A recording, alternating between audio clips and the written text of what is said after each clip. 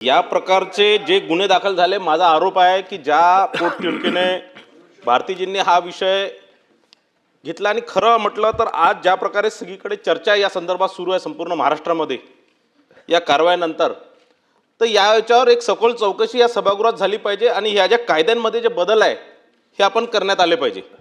यांचे जे कायदे आहेत हे फार हतबल करणारे कायदे आहेत आणि हे जे यांनी जे आता ज्याच्यात गुन्हे दाखल केले एकदम किरकोळ, म्हणजे ते आरोपी महिन्याभराच्या वरी जेलमध्ये राहू शकणार नाही। माझं तर सांगणं आहे की म्हणजे फेब्रुवारी महिन्यात 2025 मध्ये हा गुन्हा दाखल झाला, त्यानंतर आतापर्यंत हे एकही आरोपी याच्यात जेलमध्ये नसणार, हे माझा आरोप आहे। दुसरं, यामध्ये आपण हे FDIचे अधिकारी याच्यामध्ये मोठ्या प्रमाणात सामील आहे, तिच्याशिवाय इतक्या मोठ्या प्रमाणावर औषधी येऊ शकत नाही। आणि त्यांनी जर पॉइंटेड प्रश्न विचारा, त्यांनी जर नेहमी MS Reliance life science private limited, Maitri pharmaceutical, Sai logistic Khadgaon, nexus life care, NRS distribution LLP, RRT pharma Kamothe, या सगळ्यांचे नावं, एक दानिश खान, दुसरा राजेंद्र मिश्रा, या सगळ्यांचे नावं वारंवार येत आहे, पण यांच्यावर कुठेही याच्यापेक्षा एखादा सिरियस ऑफेन्स दाखल करू शकले पाहिजे होते। आणि मंत्री महोदयांनी फारच नॉन सिरियस उत्तर दिलं की याच्यावर आम्ही तपासून कारवाई करू, यांना विचारून कारवाई करू। तर मला असं वाटतं मंत्री महोदय याच्यामध्ये गंभीर नाही आहेत। इतक्या मोठ्या प्रमाणात हे गुन्हे होतात, याच्यामध्ये मंत्री आणि हा विभागच गंभीर नाही, हा माझा आरोप आहे। माझा याच्यामध्ये प्रश्न आहे की ड्रग्ज अँड कॉस्मेटिक ॲक्ट 1940 कलम 27 मध्ये ह्याच्यावर कारवाई करण्यात आली पाहिजे होती, ती का करण्यात आली नाही? आणि यामध्ये या कलममध्ये 10 वर्षे शिक्षा आहे आणि बाकी जे यांनी जे लावले सेक्शन 318(4), 336 यामध्ये 7 वर्षापेक्षा कमी सजा आहे आणि म्हणून त्या सगळ्या आरोपींना बेल भेटून जाते, ते त्यांची सुटका होऊन जाते आणि 10, 15, 20 वर्ष हे केसेस चालू असतात आणि ते सर्रास हे बनावटी इंजेक्शन मार्केटमध्ये विकत असतात। म्हणून माझा या माध्यमातून मंत्री महोदयांना स्पेसिफिक प्रश्न आहे की हा जो ड्रग्ज अँड कॉस्मेटिक ॲक्ट 1940 कलम 27 यांच्यावर दाखल करणार काय आणि या सगळ्या लोकांवर मकोका लावण्याकरता पोलीस विभागाला आपण सूचना करणार काय? सभापती महोदय, सन्माननीय फुके साहेबांनी जे सांगितलं ते खरं आहे, परंतु सदर प्रकरणात जे कामोठा इथे जे आरोपी किंवा जे या प्रकरणात ह्या केसमध्ये जे आढळून आले त्यांना न्यायालयीन कोठडी 5 दिवसाची झालेली होती, त्यानंतर त्यांना ते आता जामिनावर बाहेर आहेत। निश्चितच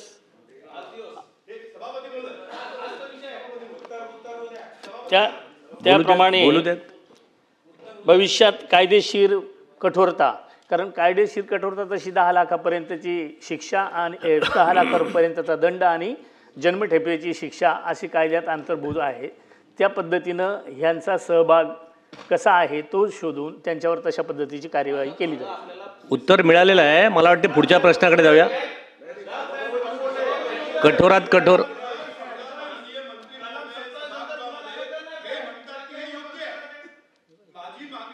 आहे असं माननीय मंत्री महोदयांनी आता सभागृहात सांगितलं। जर मागणी योग्य आहे, ते सर्वोच्च सभागृह आहे, कशाला विचारता 10 लोकांना की याचं तुमचं मत काय म्हणून?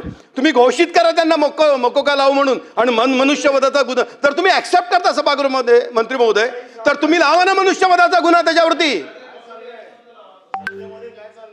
मकोका लावतात। संबंधित बाब गंभीर आहे हे मीच मान्य करतो आणि आपणही सगळं सभागृह मान्य करतं, परंतु जी चेन आहे ते त्याच संदर्भात का मोकोका हा चेनलाच लागला जातो, त्या पद्धतीनं विधिन्यायाचं मार्गदर्शन घ्यावंच लागेल, त्या पद्धतीनं मार्गदर्शन घेऊ आणि त्यांच्यावर मोकोका लावला जाईल। प्रश्न क्रमांक भाई थोडक्यात। सभापती महोदय, इतका महत्त्वाचा पुढच्या प्रश्न, प्रश्नावर लोकांच्या जीवाशी खेळण्याचा हा जो काही ही प्रवृत्ती इतकी बळावत चालली आणि उत्तर कशी चेन आहे आणि काय आहे? भाई त्यांनी मकोका लावतो म्हणून सांगितलं, बाकीचं आहे ना, असं आहे की याच्यामध्ये जसं यांनी आमच्या मित्रांनी जसं सांगितलं, मुळात ह्यांनी जी कलमं लावलीत ती इतकी तकलादू लावलीत म्हणून त्यांना जामीन झाला। हा महत्त्वाचा विषय आहे। 10 लाखाची तरतूद आहे आणि हे काय उत्तर झालं मंत्र्यांचं? कसलं काय, कसली ब्रीफिंग? आणि म्हणून याचं गांभीर्य लक्षात घेऊन सगळे लोक ह्याच्यामध्ये चेन तुमचा शब्द चेन तुम्हाला दिसते, मग जे फूड अँड ड्रग्सचे आणि अशा पद्धतीचे औषधी याचे जे कडक जे कायदे आहेत किंवा कडक कलम आहेत ज्याचा उल्लेख तिथे परिणय फुकेंनी केला, ते लावून त्यांना परत अरेस्ट करता येते. कारण त्या एका ह्याच्यामध्ये तुम्ही प्राथमिक ह्याच्यामध्ये FIR मध्ये अशी सोय असते की प्राथमिक चौकशीसाठी प्राथमिक तुमच्या गुन्हे लक्षात आल्यावर तुम्ही ते केलं असेल. पण या सगळ्या गोष्टीचं हे लक्षात घेऊन, गांभीर्य लक्षात घेऊन FIR दुरुस्ती करून ते कलम लावून त्यांना परत अरेस्ट करा, जेणेकरून त्यांना जामीन होणार नाही. आणि तीच तरतूद खरी महत्वाची आहे. ती करणार का? सन्माननीय जगताप साहेबांनी सांगितल्याप्रमाणे जी कलमं आहेत ती पुन्हा तपासून त्याच्यात वाढ करून आणि जे पुन्हा कसे अरेस्ट होतील यासाठी प्रयत्न केला जाईल. कारण कायद्यात बदल करायचा मंत्री महोदय, तर सभागृहाची भावना लक्षात घ्या. जर ह्या बनावट औषधेने जर मृत्यू झाला असता तर मनुष्यवध झालाच असता. त्यामुळे याच्यात संशोधन करा, कायदेशीर कारवाई करा आणि ह्या सगळ्यात पुन्हा हे करून या कडक कारवाई करता येईल. असे पुन्हा कडक कार्यवाही करून आणि त्यांना पुन्हा मला वाटतं अरेस्ट केलं जाईल, याची व्यवस्था केली जाईल. कायद्यात बदल करण्याचा जो काही विषय झाला, सदरचा कायदा हा तसा केंद्र शासनाचा असल्यामुळे नाही, त्यांनी सांगितलं केंद्रालाही त्या ठिकाणी कळवलं जाईल आणि कठोरात कठोर कार्यवाही करण्यासाठी कायदा लावला जाईल.